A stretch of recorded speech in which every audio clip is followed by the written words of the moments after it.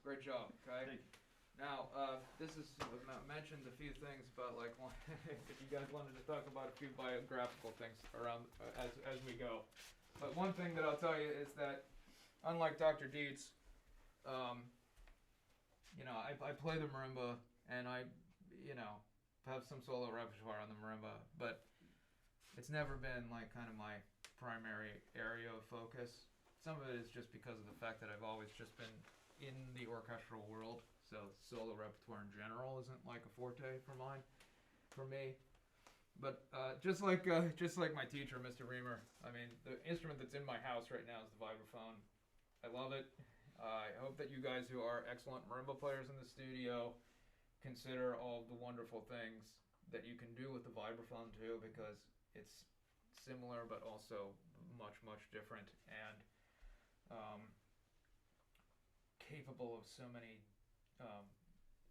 different musical things. So it's wonderful to hear you like play the vibraphone so well, Ty. I appreciate that. You know, it's like there's a lot of cases of like hearing students migrate their marimba playing over to the vibe, and it just isn't quite as convincing as you know, it's evident. My point is, it's evident that you've spent time with this instrument and learning about its capabilities and how to manage the uniqueness of it. So great job, man. Okay. All right. Now, as far as this piece is concerned, you guys correct me if I'm wrong, but to me, this sounds like a piece that could have been improvised, right? Okay. So like it's set up in a way where there's a chord progression and melodic material and an arrangement around how that it works for the vibes, but you know, it's the figures and the types of things could have been they're similar to the types of figures that a jazz vibraphonist might elect to do, right? And so I think actually it's my opinion, Ty, that like to get this from like this great position right now to like stellar, like Ty's ready for the world. Ty's gonna take things, into his own hands around, is convincing people that this never existed. Okay, that this is the way you learned the piece, and this is the way that the composer delivered it to you. Okay, but now, like, I need to be convinced about the fact that like this is yours now.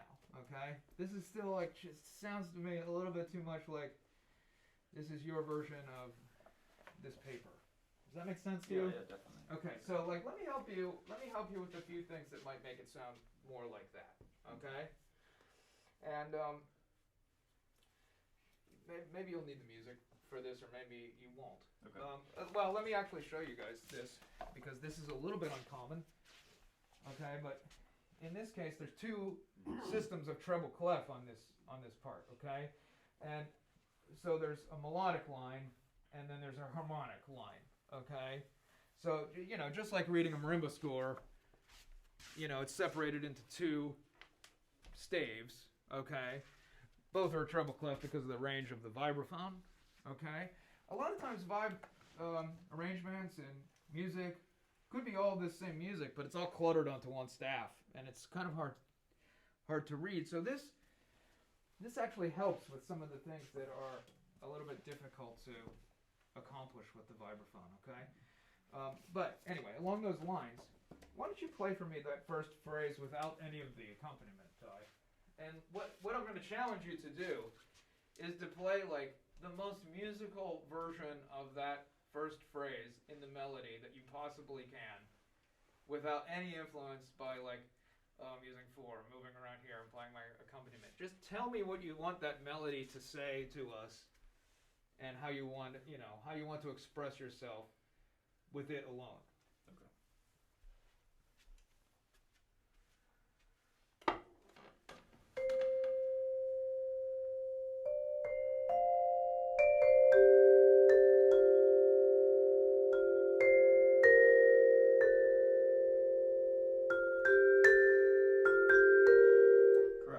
Yeah, no, I mean I'm taking you out of your comfort zone, and on purpose.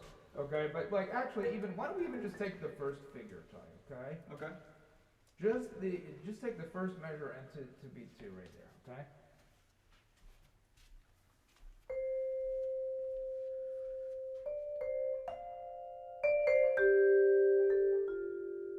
Okay, good. So this is what this sounded like to me.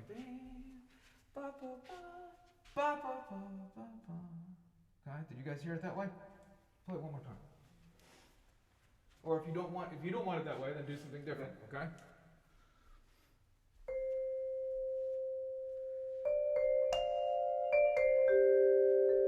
Okay, that time I heard something different, right? What did you guys hear?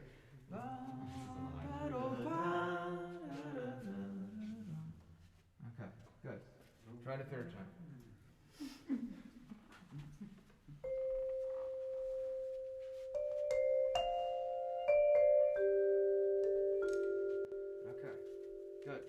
Similar way, but maybe with a little bit smoothed out over a little bit, right? This could be convincing, right? Right, Ty? Yes.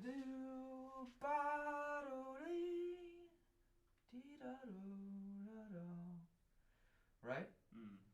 Where I'm like leaning on the non-harmonic part of it, or your way, but just with this inflection to the time. Boo, da, do, da, dee, da, do, da, do. Right? Mm-hmm. In that time, I did your shape, but I changed the timing of what. Okay. Right.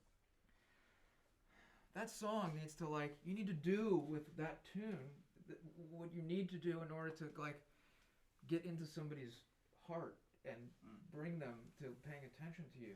So it's just oh wow, that is beautiful. Okay. Because what I'm getting right now is a counterpoint to that, which is on the page, which is do da do da da da da da. It's too regulated. Okay. All right. So this brings me to my first of two tenets that are super important with the vibraphone. Number one, know what you want to be saying with the melody in a piece like this. Okay. That's what we're talking about right here, and just make it convincing. Okay. Continue to refine it. Sing it in your head. Record yourself. Say I'm not feeling what I think I'm doing there, okay? That's the one tenet. The second tenet is that you have to have a different balance for the lowest notes on the vibraphone, okay? The bass notes on the vibraphone, you have to do a lot of work to make sure that there's an underpinning to the harmony, okay? Some of this is because of the fact that on the vibraphone, the harmonic arrangement is much more compressed, okay? With the marimba, the notes are lower. You can reach down, space the things out more like you might space them in an orchestra score. You know what I mean? Where you have bigger intervals at low, and then at the top, the harmonies might be closer. On the vibraphone, with jazz, everything's compressed, right? It's even in your drop two voicings, there's always a couple notes pretty close to each other. There's never that much distance between the lowest note that you're playing and the highest note that you're playing, okay? So we need balance to help this out, okay? So especially in music like this, I would advise that you need a much more convincing balance to your lowest note that root us out, and then a convincing and dynamic melody line, and then either the rest of the middle stuff at a much softer dynamic level, or in this case, use looking for opportunities to make different lines on those inner parts. Let's try to mess with that a little bit now. What do you say? Yeah. Okay. Let's skip down to C. No, take that back. Let's go over to D. Okay, where we're outlining this. Okay. A little bit. Okay, and just can you start there? All right. Mm-hmm. Okay, let's just take the first 4-bar phrase of this with this in mind, okay? Convincing notes in the balance in the bottom and the top voice, and then musicality in the inner parts, okay?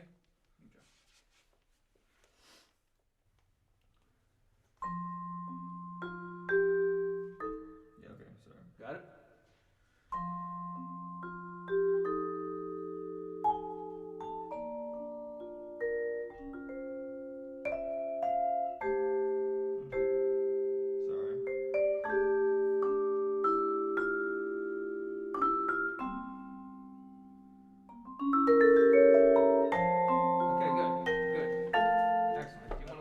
Look at it a little bit as I remember it now, sorry. Yeah, okay, very good, very good. Try once more.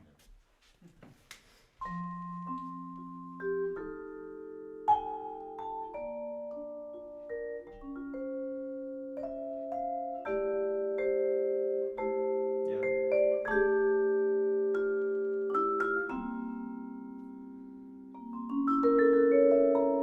Okay, wonderful, Ty. Now let's just focus on those first two measures right now. Okay?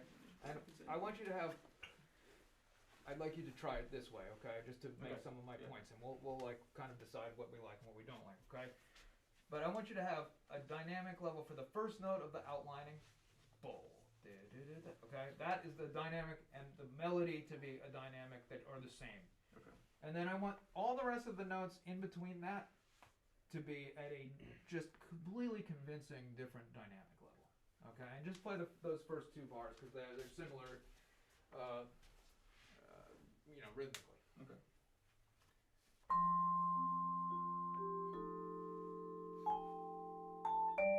Hello, hold on.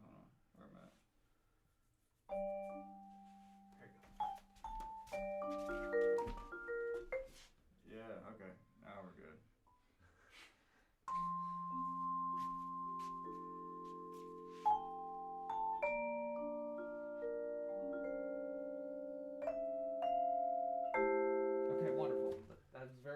do that once more, Okay. and even play this a little bit more, and this a little bit Okay. more. Okay, like more contrast now.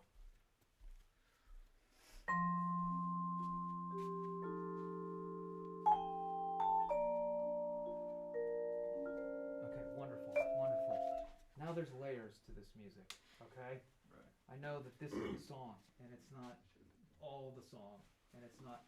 Now I want to take it one step further than that. Now, okay, in the same passage, think of the bass note and the melody in one color that's brighter, Okay. and these inner harmony parts as like a more mellow color. And from within that standpoint, now I want you to convince me about the shape of the harmonic movement now. So we have bling, da da da.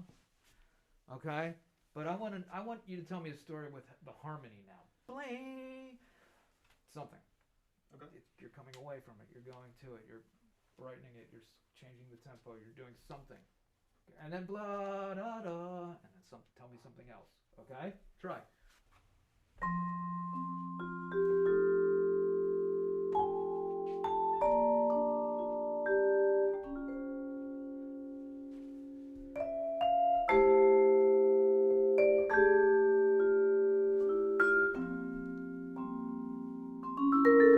Okay, wonderful. All right, super great. Okay. So, what do you think, guys? Yeah. Yeah? You like this? Yeah. Okay. A couple notes, but I mean, yeah. No. Get the general idea. This was so beautiful.